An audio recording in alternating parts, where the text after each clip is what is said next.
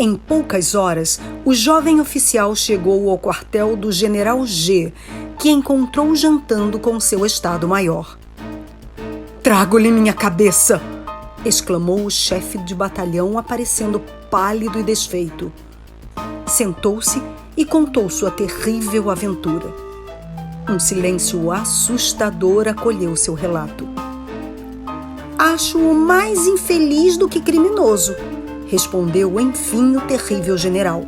"Não é culpado da proeza dos espanhóis, e a menos que o marechal não decida de outra maneira, eu o absolvo." Estas palavras não deram senão um fraco consolo ao infeliz oficial. "Quando o imperador souber disso", exclamou. "Há de querer mandá-lo fuzilar", disse o general. "Mas veremos. Enfim, não falemos mais disso", acrescentou em tom severo, "senão para tirar uma vingança que imprima um terror salutar a esse país, no qual se faz guerra à maneira dos selvagens." Uma hora depois, um regimento inteiro, um destacamento de cavalaria e uma bateria de artilharia estavam em marcha. O general e Vítor marchavam à testa dessa coluna. Os soldados, informados do massacre de seus camaradas, estavam possuídos de um furor sem exemplo. A distância que separava a cidade de Menda do quartel-general foi vencida com incrível rapidez. Pelo caminho, o general encontrou aldeias inteiras em armas. Cada um daqueles miseráveis burgos foi destruído e seus habitantes dizimados. Por uma dessas fatalidades inexplicáveis, os navios ingleses tinham ficado à capa, sem avançar. Mas soube-se mais tarde que aqueles navios traziam apenas artilharia e que tinham caminhado melhor do que o resto dos transportes. Assim, a cidade de Menda, privada de seus defensores que esperavam e que o aparecimento dos navios ingleses parecia prometer-lhe, foi cercada pelas tropas francesas quase sem disparar um tiro. Os habitantes, tomados de terror, ofereceram render-se incondicionalmente.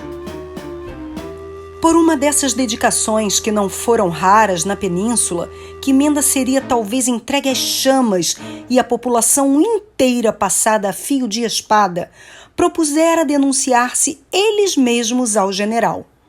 Ele aceitou o oferecimento, impondo-lhes a condição de que os habitantes do castelo, desde o último criado até ao marquês, seriam postos entre as suas mãos. Aceita essa capitulação, o general prometeu perdoar o resto da população e impedir seus soldados de pilhar a cidade ou de incendiá-la. Uma contribuição enorme foi estipulada e os mais ricos habitantes constituíram-se prisioneiros para garantir o pagamento que devia ser efetuado dentro de 24 horas. O general tomou todas as precauções necessárias à segurança de suas tropas, providenciou a segurança da região e recusou aboletar seus soldados nas casas. Depois de mandá-los acampar, subiu ao castelo e ocupou-o militarmente.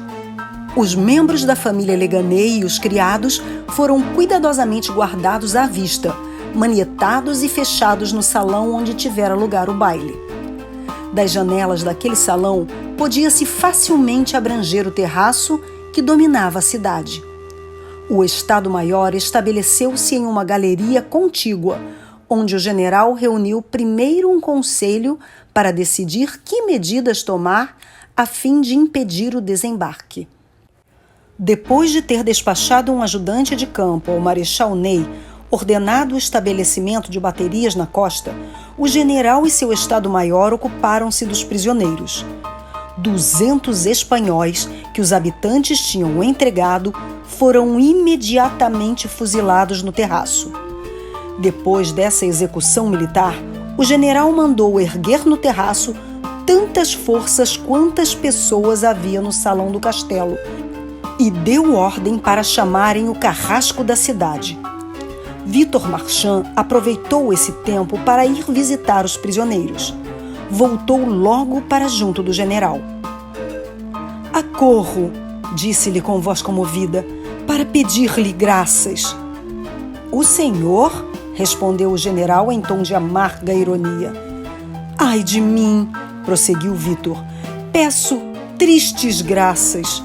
O marquês, vendo erguer as forças, esperou que o senhor mudasse esse gênero de suplício para sua família e suplica-lhe que mande decapitar os nobres. Seja, disse o general. Pede ainda que lhe seja concedido o socorro da religião e que os livrem de suas cordas. Prometem não tentar fugir. Consinto, disse o general, mas o senhor fica responsável. O velho ofereceu-lhe ainda toda a sua fortuna se quiser perdoar ao filho mais moço. Realmente, respondeu o chefe, seus bens pertencem já ao rei José. Deteve-se. Um pensamento de desprezo franziu-lhe a testa e acrescentou: vou além do seu desejo. Adivinho a importância de seu último pedido. Pois bem, que compre a eternidade de sua alma, mas que a Espanha se lembre para sempre de sua traição e de seu suplício. Deixo sua fortuna e a vida àquele de seus filhos que tomaram o lugar do Carrasco. Vá e não me fale mais nisso.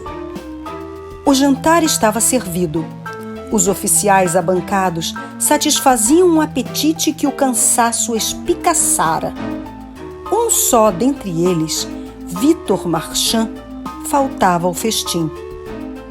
Depois de ter hesitado muito tempo, entrou no salão onde gemia a orgulhosa família Leganés e lançou olhares tristes sobre o espetáculo que oferecia então aquela sala, onde na véspera ele vira rodopiar, arrastados pela valsa, as cabeças de 2 moças e dos 3 rapazes. Estremeceu, pensando que dentro em pouco deveriam rolar, decepadas pelo cutelo do Carrasco. Amarrados às suas poltronas, o pai e a mãe, os 3 rapazes e as 2 moças conservavam-se em imobilidade completa. 8 servos estavam de pé, com as mãos amarradas atrás das costas. Estes 15 personagens olhavam-se gravemente e seus olhos mal traíam os sentimentos que os animavam. Uma resignação profunda e a pena de terem falhado na sua empresa liam-se em alguns rostos. Soldados imóveis guardavam-nos, respeitando a dor daqueles cruéis inimigos. Um movimento de curiosidade animou os rostos quando Vítor apareceu. Ele deu ordem de desamarrarem os condenados e foi ele próprio desatar as cordas que prendiam Clara à cadeira. Ela sorriu tristemente. O oficial não pôde evitar roçar o braço da moça, admirando sua cabeleira preta, seu busto esbelto. Era uma verdadeira espanhola.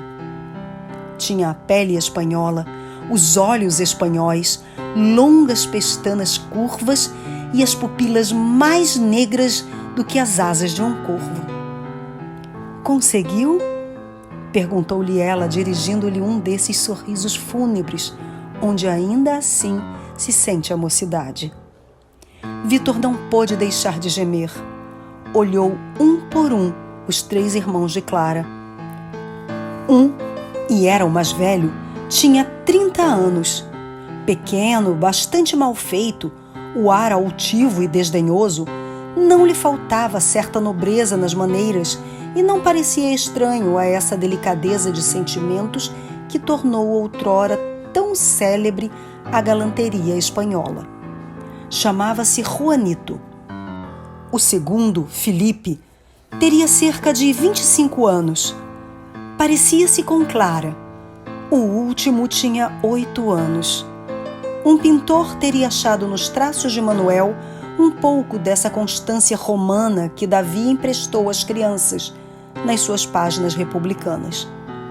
O velho marquês tinha uma cabeça recoberta de cabelos brancos que parecia fugida de um quadro de Murilo. A esse aspecto, o jovem oficial abanou a cabeça, desesperando de ver aceitar por qualquer daqueles 4 personagens a barganha proposta pelo general. Não obstante, ousou confiá-la a Clara. A espanhola estremeceu primeiro, mas retomou de súbito um ar de calma e foi ajoelhar-se diante do pai. «Oh!» disse ela, «faça Juanito jurar que obedecerá fielmente às ordens que lhe der, e ficaremos contentes.» A marquesa estremeceu de esperança, mas quando, curvando-se para o marido, ouviu a horrível confidência de Clara, aquela mãe desmaiou. Juanito compreendeu tudo e pulou como um leão na jaula. Vítor encarregou-se de dispensar os soldados depois de ter obtido do marquês a garantia de uma submissão absoluta. Os criados foram levados e entregues ao carrasco, que os enforcou. Quando a família não teve senão Vítor por guarda, o velho pai levantou-se. «Juanito!» disse ele. Juanito respondeu apenas com uma inclinação de cabeça que equivalia a uma recusa. Recaiu sobre a sua cadeira e fitou os parentes com um olhar seco e terrível. Clara veio sentar-se nos seus joelhos e com um tom alegre. «Meu querido Juanito», disse ela, passando-lhe os braços em volta do pescoço e beijando-o nas pálpebras. «Se soubesses quanto, dada por ti, a morte me será doce. Não terei de sofrer o odioso contato das mãos do carrasco. Tu me curarás dos males que me esperavam. E, meu bom Juanito, não me querias ver pertencer a ninguém, pois bem...» Seus olhos aveludados lançavam um olhar de fogo sobre Vítor, como para despertar no coração de Juanito seu horror aos franceses. «Tem coragem», disse-lhe seu irmão Felipe, «pois de outra maneira nossa raça quase real será extinta.» De súbito, Clara levantou-se. O grupo que se formara em volta de Juanito afastou-se, e o rapaz, rebelde a qualquer direito, viu diante de si, de pé, seu velho pai, que em tom solene exclamou: «Juanito, eu te ordeno.»